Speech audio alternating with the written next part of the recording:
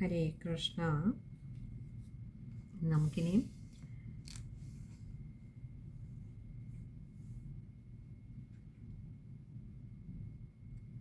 ഒൻപതാമത്തെ ശ്ലോകമാണ് നോക്കാനുള്ളത്. കൽപ്പാവധൗ സപ്തമുനീൻ പുരോവൽ പ്രസ്ഥാപ്യ സത്യവ്രതഭൂമിപം തം വൈവസ്വതാഖ്യം അനുമാദധാന ക്രോധാധയഗ്രീവമഭിദ്രുതോ ഭൂ. കൽപ്പാവധൗ സപ്തമുനീൻ പുരോവൽ.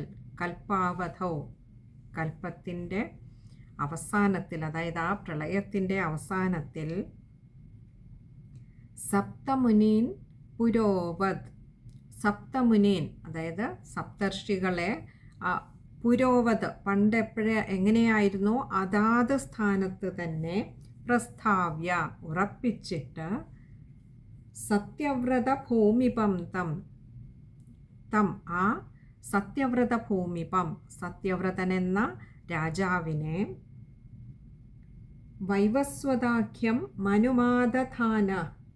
വൈവസ്വത ആഖ്യം മനും ആദധാന. ആ സത്യവ്രത മഹാരാജാവിനെ വൈവസ്വത മനു ആക്കിക്കൊണ്ട്, വൈവസ്വത ആഖ്യം മനും, വൈവസ്വത മനും ആഖ്യം, വൈവസ്വത മനു എന്ന് പറയപ്പെടുന്ന, അല്ലെങ്കിൽ അങ്ങനെ ആക്കിയിട്ട്, ആദധാന എന്ന് പറഞ്ഞാൽ കൊടുത്തിട്ട്, പ്രതിഷ്ഠിക്കുന്നവനായിട്ട് ക്രോധാധയഗ്രീവമഭിദ്രുതോ ഭൂഹു. ക്രോധാദ ഹയഗ്രീവം അഭിദ്രുതഃ അഭൂഹു. ഇങ്ങനെ 4 വാക്കുകൾ ചേരുന്നതാണ് ക്രോധാധയഗ്രീവമഭിദ്രുതോ ഭൂഹു.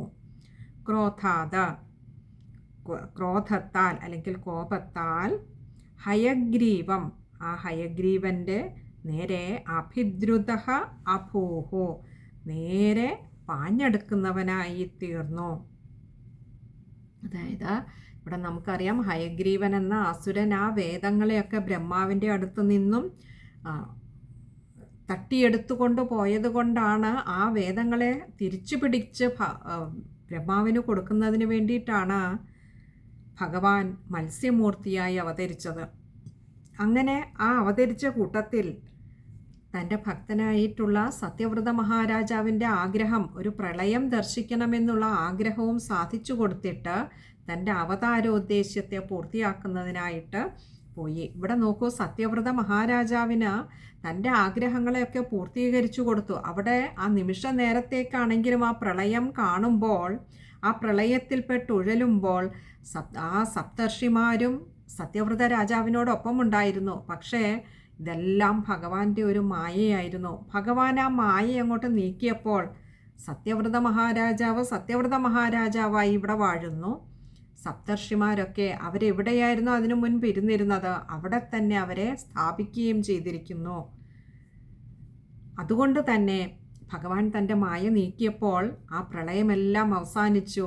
ആ മായ കൊണ്ട് സത്യവ്രത മഹാരാജാവിൻ്റെ ആഗ്രഹത്തെ സാധിച്ചു കൊടുത്തതിന് ശേഷം തൻ്റെ അവതാരോദ്ദേശ്യം എന്തായിരുന്നുവോ അതിനുവേണ്ടി കോപത്തോടുകൂടി ഹയഗ്രീവൻ എന്ന അസുരൻ്റെ നേരെ പാഞ്ഞെടുത്ത് ഹയഗ്രീവനിൽ നിന്നും ആ വേദങ്ങളെ തിരിച്ചു പിടിച്ച് ബ്രഹ്മാവിന് കൊടുക്കുകയും ചെയ്തു.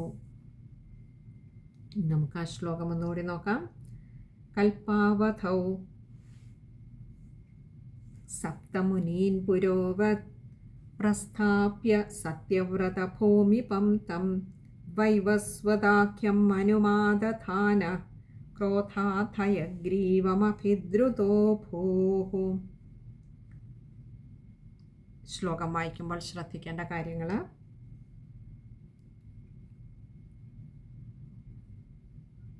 വൈവസ്വതാഖ്യം മനും ആദധാനാണ്. അതുകൊണ്ട് മനുമാദധാന, മായുടെ ആകാരം ശ്രദ്ധിക്കുക. അവിടെ വിസർഗമുണ്ട്, പകുതി ഹകാരത്തിൽ വായിച്ചു നിർത്താനും ശ്രമിക്കുക.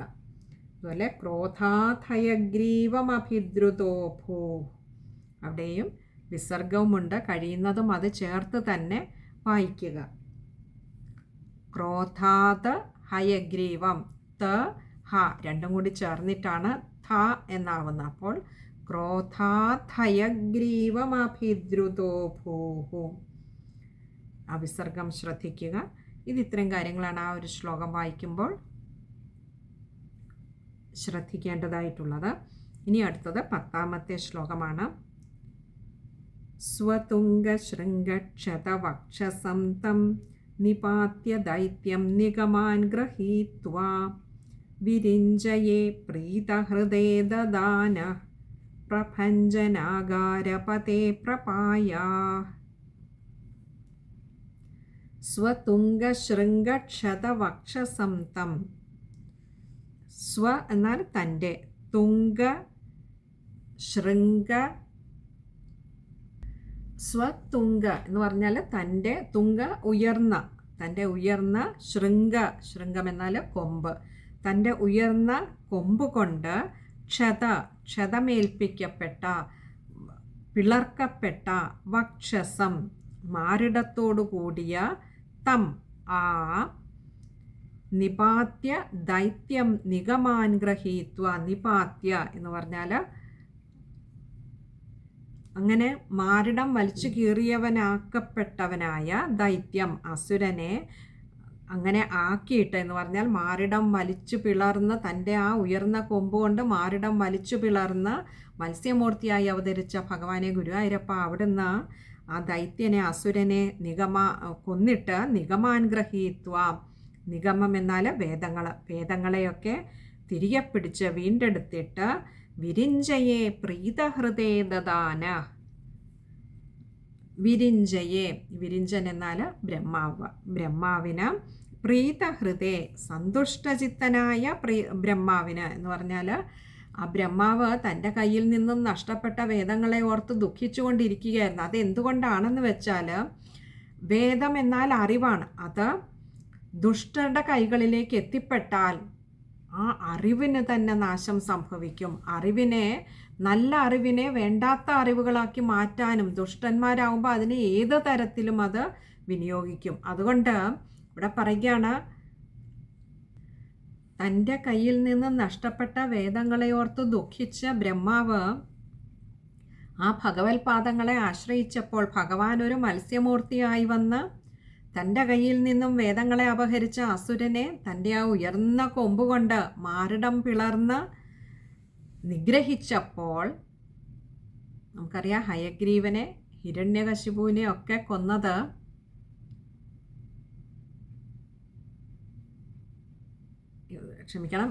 ഹിരണ്യാക്ഷനെയൊക്കെ കൊന്നത്, അല്ല, ഹിരണ്യകശിപുവിനെ കൊന്നത് നമുക്കറിയാം മാറിടം പിളർന്നായിരുന്നു കൊന്നത്. ഹിരണ്യാക്ഷനെ നമുക്കറിയാം കർണമൂലത്തിൽ അടിച്ചിട്ടാണ് കൊല്ലുന്നത്, അല്ലേ? ഹിരണ്യകശിപുവിനെ കൊന്നത്, അതേപോലെ ഹയഗ്രീവൻ എന്ന അസുരനെ കൊല്ലുന്നതൊക്കെ മാറിടം വലിച്ചു പിളർന്നിട്ടാണ് കൊല്ലുന്നത്. ഇവിടെ പറയാണ്, അങ്ങനെ ആ അസുരനെ മാറിടം വലിച്ചു പിളർന്ന് കൊന്നതിന് ശേഷം ആ ഹയഗ്രീവൻ എന്ന അസുരൻ്റെ കയ്യിൽ നിന്നും താൻ ആഗ്രഹിച്ചിരുന്ന, തൻ്റെ കയ്യിൽ നിന്നും നഷ്ടപ്പെട്ട വേദങ്ങളെ മത്സ്യമൂർത്തിയായ ഭഗവാൻ തിരികെ പിടിച്ചു എന്നറിഞ്ഞപ്പോൾ അത്യന്തം സന്തുഷ്ടനായി ബ്രഹ്മാവ്. അങ്ങനെ ഇരുന്ന ആ സംപ്രീതനായിരുന്ന ബ്രഹ്മാവിന് കൊണ്ടുവന്ന ദദാന എന്ന് പറഞ്ഞാൽ കൊടുത്തു. ആ വേദങ്ങളെ തിരികെ കൊണ്ടുവന്ന് ഏൽപ്പിച്ചു. പ്രഭഞ്ജനാകാരപതേ പ്രപായ. അല്ലയോ ശ്രീ ഗുരുവായൂരപ്പ, പ്രപഞ്ചനാകാരപതേ, അല്ലയോ ഗുരുവായൂരപ്പ, പ്രപായ, ഞങ്ങളെ ദുഃഖങ്ങളൊക്കെ തീർത്ത് ഞങ്ങളെ കാത്തു രക്ഷിക്കണമേ.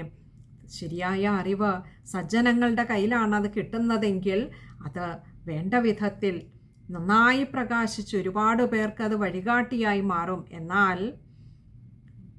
അത് അർഹിക്കാത്ത കരങ്ങളിലേക്കാണ് അറിവ് ചെന്നെത്തുന്നതെങ്കിൽ സർവനാശമായിരിക്കും ഫലം, അല്ലേ? നമുക്കറിയാം, ശാസ്ത്രം എന്ന് പറയുന്നത് ശിക്ഷകനും രക്ഷകനുമാകുന്നത് ഒരേ സമയം തന്നെയാണ്. അറിവ് നല്ലതിനായി ഉപയോഗിച്ചാൽ അത് ഈ ലോകത്തിന് തന്നെ നന്മയ്ക്കായി ഭവിക്കും. എന്നാൽ നമുക്കറിയാം, ബോംബുണ്ടാക്കുന്നതും ശാസ്ത്രം കൊണ്ടാണ്.